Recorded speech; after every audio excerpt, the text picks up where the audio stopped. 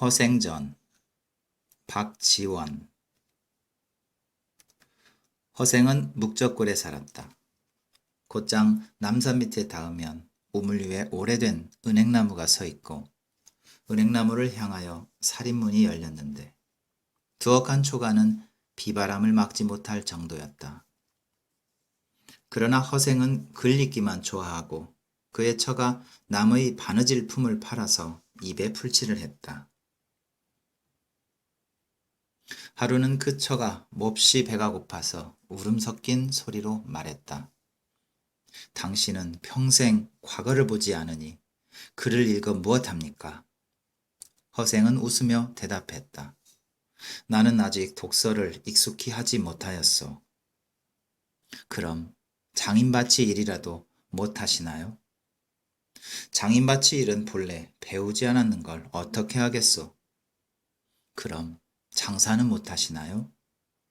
장사는 미천이 없는 걸 어떻게 하겠소?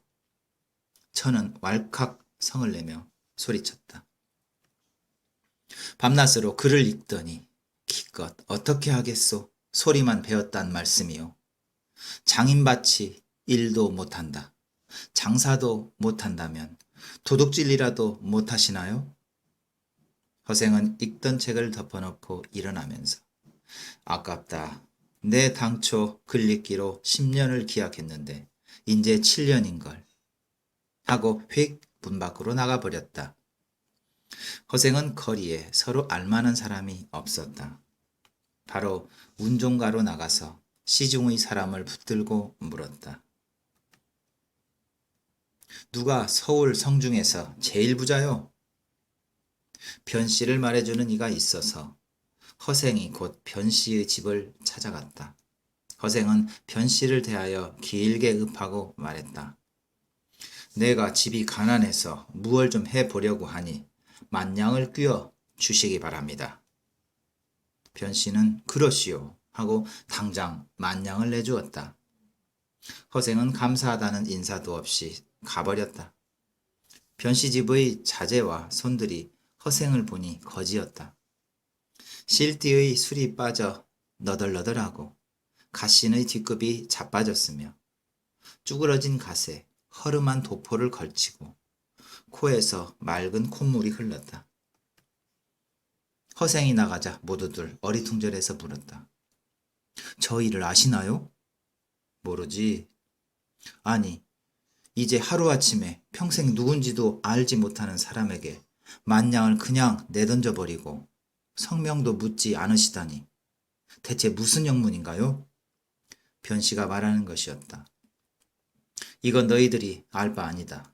대체로 남에게 무엇을 빌리러 오는 사람은 의뢰, 자기 뜻을 대단히 선전하고 신용을 자랑하면서도 비굴한 빛이 얼굴에 나타나고 말을 중언부언하게 마련이다. 그런데 저 객은 형색은 허술하지만 말이 간단하고 눈을 오만하게 뜨며 얼굴에 부끄러운 기색이 없는 것으로 보아 재물이 없어도 스스로 만족할 수 있는 사람이다. 그 사람이 해보겠다는 일이 작은 일이 아닐 것임에 나 또한 그를 시험해 보려는 것이다. 안 주면 모르되 이왕 만냥을 주는 바에 성명은 물어 무엇하겠느냐. 허생은 만냥을 입수하자 다시 자기 집에 들르지도 않고 바로 안성으로 내려갔다. 안성은 경기도, 충청도 사람들이 마주치는 곳이요. 삼남의 길목이기 때문에 거기서 대추, 밤, 감, 배며, 석류, 귤, 유자 등속의 과일을 모조리 2배의 값으로 사들였다. 허생이 과일을 몽땅 쓸었기 때문에 온 나라가 잔치나 제사를 못 지낼 형편에 이르렀다.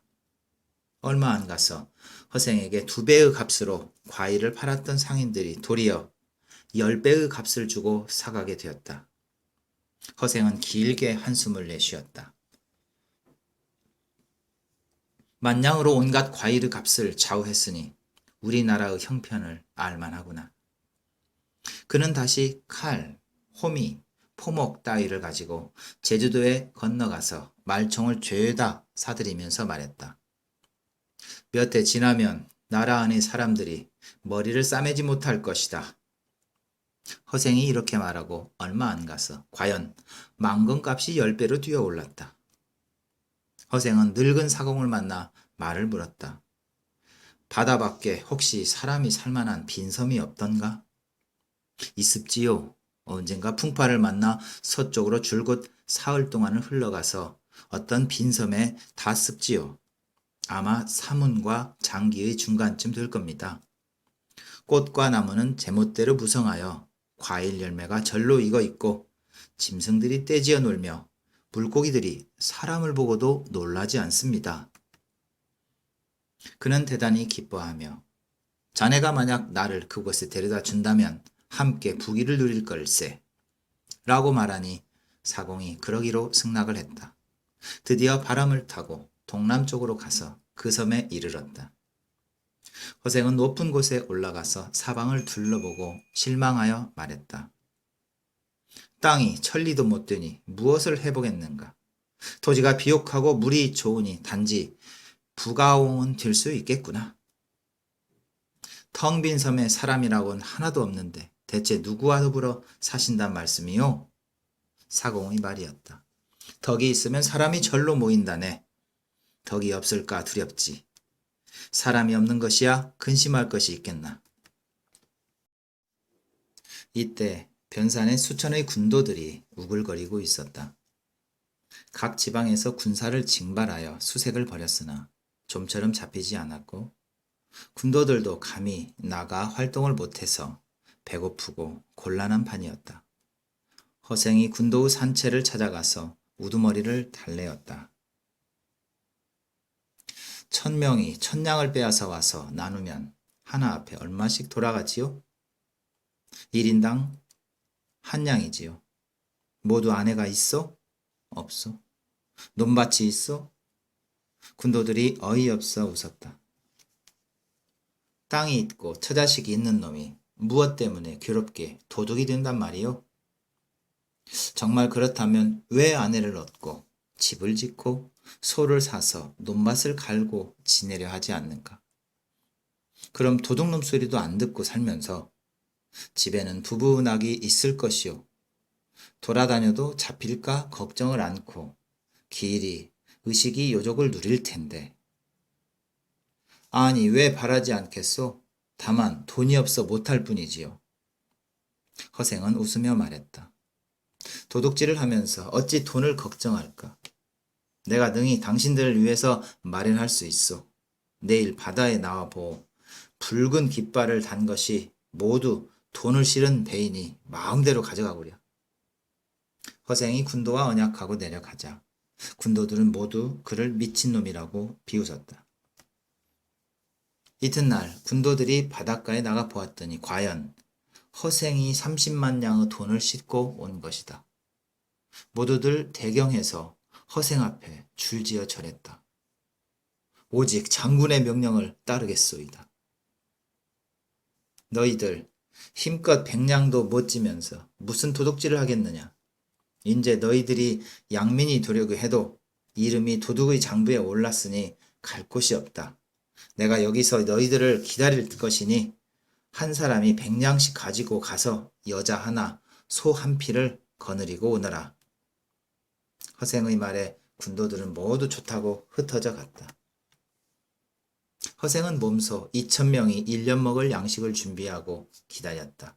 군도들이 빠짐없이 모두 돌아왔다. 드디어 다들 배에 싣고 그 빈섬으로 들어갔다. 허생이 도둑을 몽땅 쓸어가서 나라 안에 시끄러운 일이 없었다.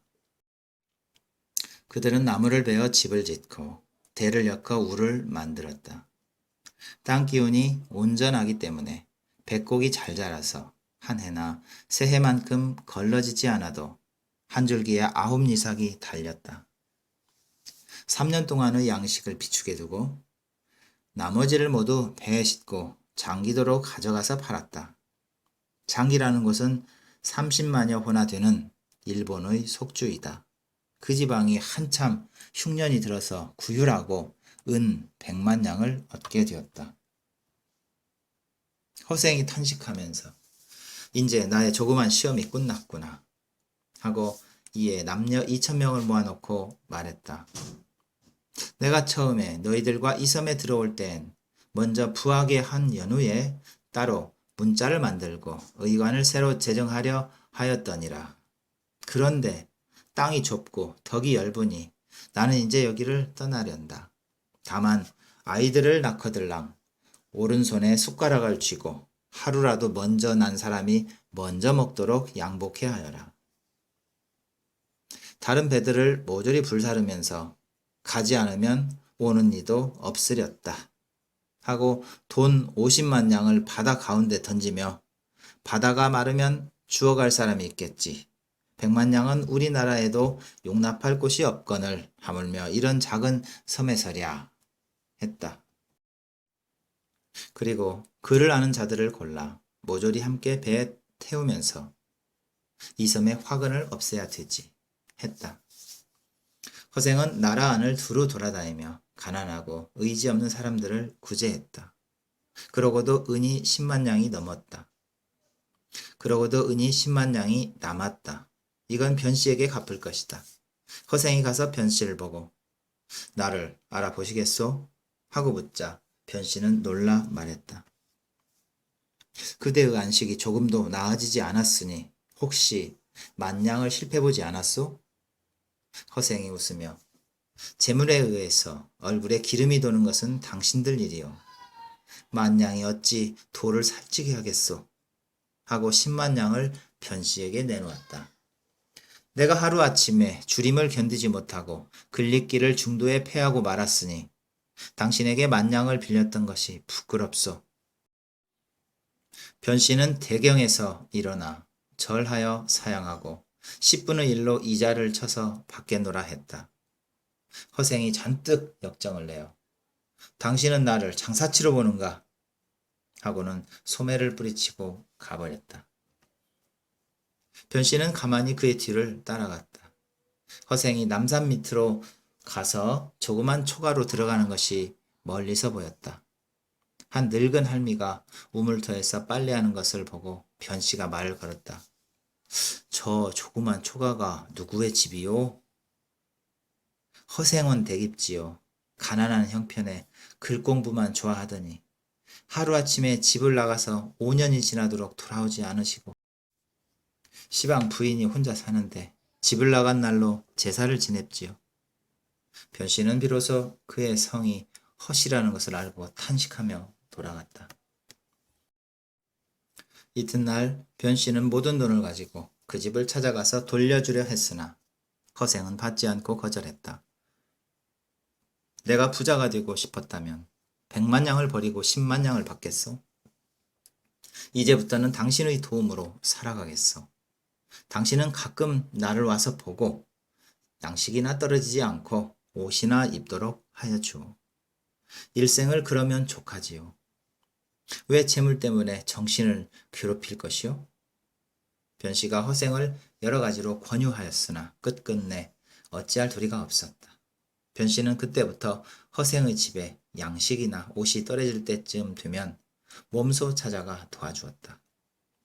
허생은 그것을 흔연히 받아들였으며 혹 많이 가지고 가면 좋지 않은 기색으로 나에게 재앙을 갖다 맡기면 어찌하오? 하였고 혹 술병을 들고 찾아가면 아주 반가워하며 서로 술잔을 기울여 취하도록 마셨다. 이렇게 몇 해를 지나는 동안에 두 사람 사이의 정의가 날로 두터워졌다. 어느 날 변씨가 5년 동안에 어떻게 100만 양이나 되는 돈을 벌었던가를 조용히 물어보았다. 허생이 대답하기를 그야 가장 알기 쉬운 일이지요.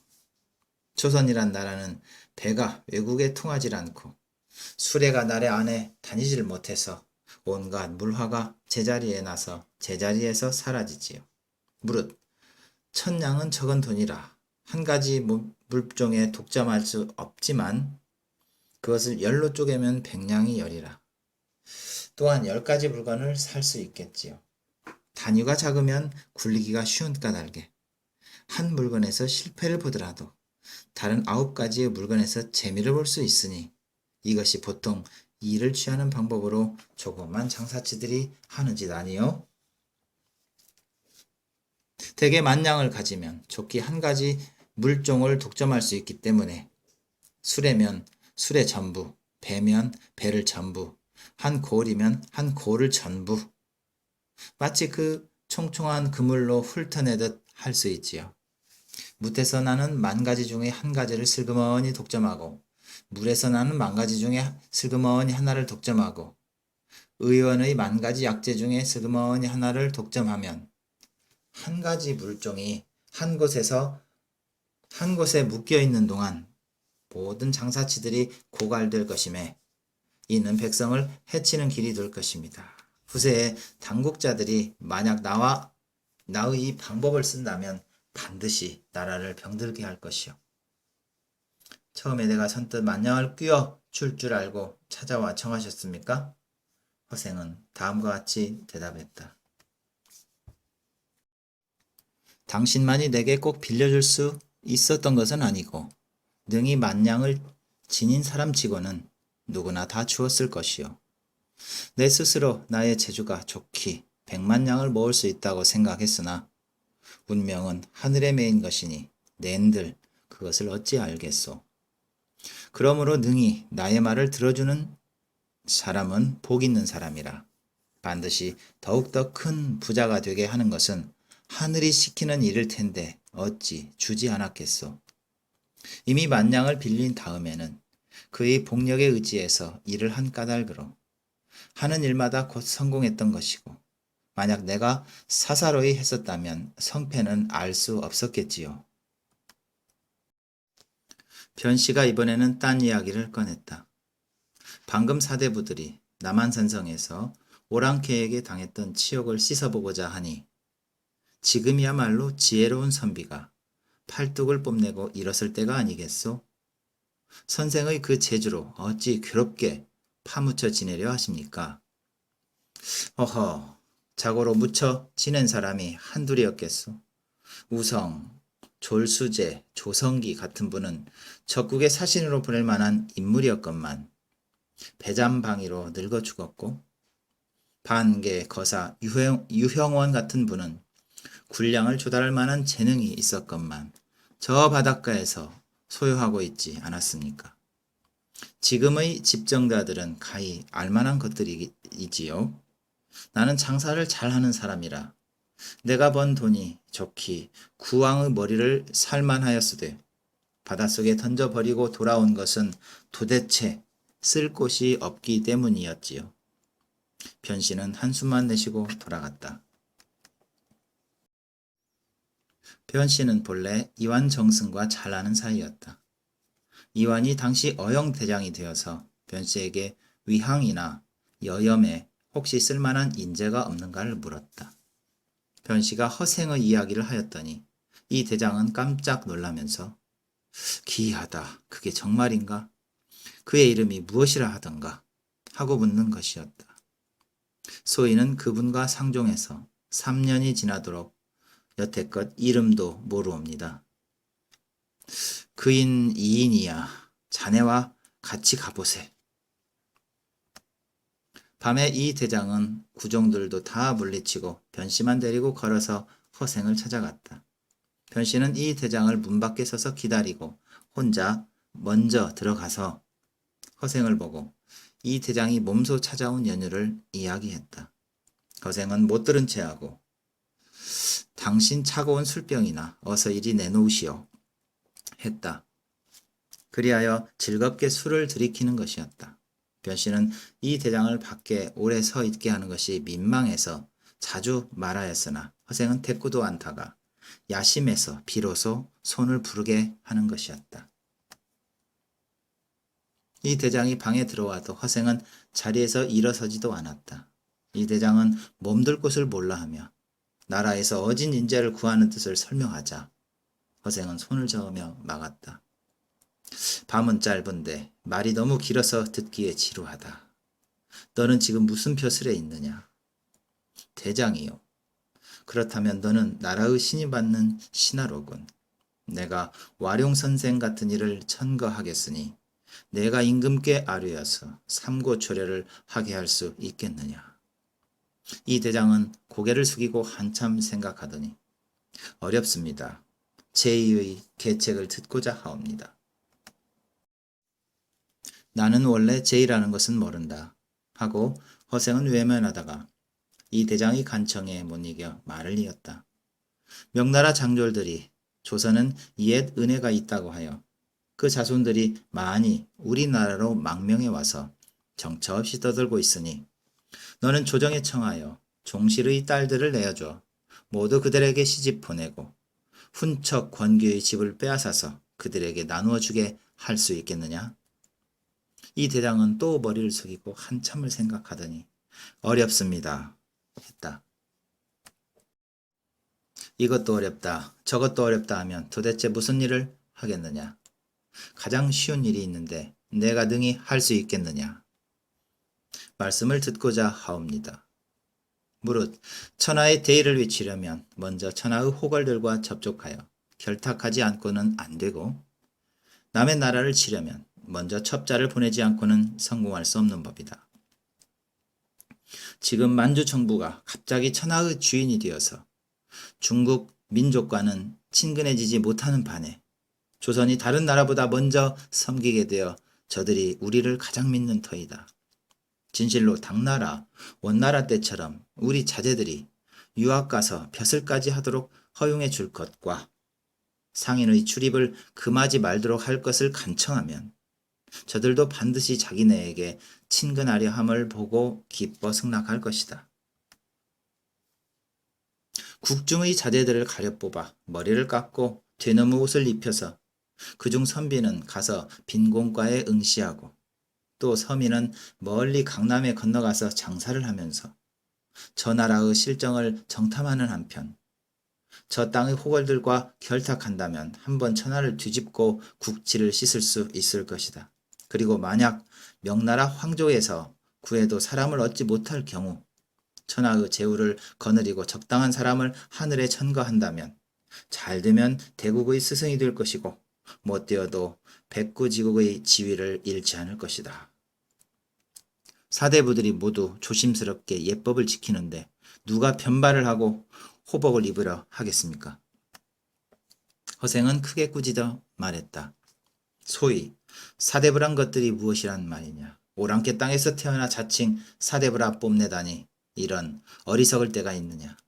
의복은 흰 옷을 입으니 그것이야말로 상인이나 입는 것이고 머리털을 한데 묶어 송곳같이 만드는 것은 남쪽 오랑캐의 습속에 지나지 못하는데 대체 무엇을 가지고 예법이라 한단 말인가.